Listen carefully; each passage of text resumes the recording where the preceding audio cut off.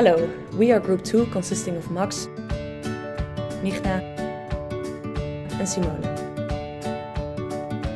The first week we were introduced to the client Yalp, who creates interactive playground equipment for children. As kids spend more and more time online instead of outside, our project is about creating an interactive add-on for playgrounds that will make kids rediscover the fun of playing outside again. We went to the playgrounds ourselves to explore project possibilities. We noticed that games where you use all parts of the playground equipment are most fun, especially games where there are some kind of challenges inside. Think of, for example, speed competitions or even collaboration challenges. Felt really nice and engaging due to a feeling of connection with the playground, the game itself, but also the other children. Not only the games made our experience, also the variety is what kept the playground interesting and fun. It's exactly these kind of feelings we want to bring back in our design. After that, the brainstorming phase started. First, we used the brain writing technique where everyone wrote their playground add-ons ideas on sticky notes. These ideas were divided into different categories, such as educational play, music, sport-like games, creative games and competition games. The sheets of Nancy were used to create favorite ideas and thereby prepare for the first research through design session in the audio room. These sheets gave us the structure and clarity for the sessions.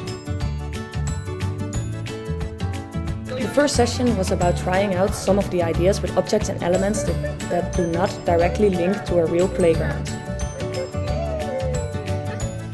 This gave us the freedom to really explore how the different ideas felt. We experienced that our intuition did not completely match the playing experience, and the games that we thought were best were not as inclusive and did not feel as great as we thought before. This meant additional brainstorming sessions were required. After these additional sessions, we decided on using buttons as the main interaction. Buttons are chosen as pressing something feels good. It could offer many different games which can be wirelessly updated, and it allows for different themes. Additionally, it's a compact way of incorporating lights and sounds as feedback. This interaction was tested with lamps in the audio room, namely white lamps which could go off and on by pressing on them. This ensured it was easy to test the interaction, but during the session, the interaction was not experienced as fun due to the interaction being too simplistic and it did not provide the wanted feedback. Therefore, the first prototype was made, a purple button with lights inside. At the same time, the first games were created and coded into the buttons. More buttons were developed. It was time to test our intervention with peers and teachers in the audio room again. This went well as the main interaction with the buttons worked.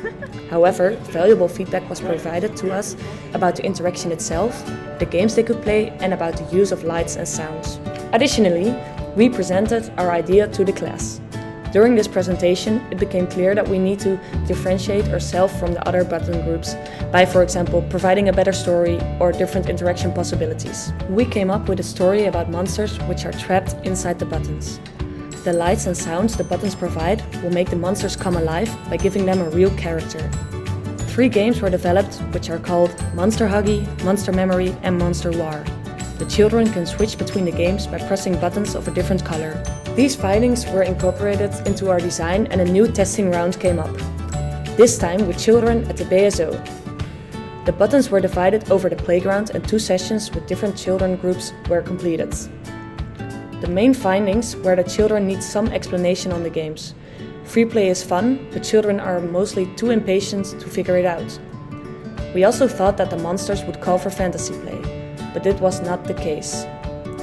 Furthermore, the children really wanted to climb in trees, for example, which provided us with the fact that we could put the buttons on difficult places.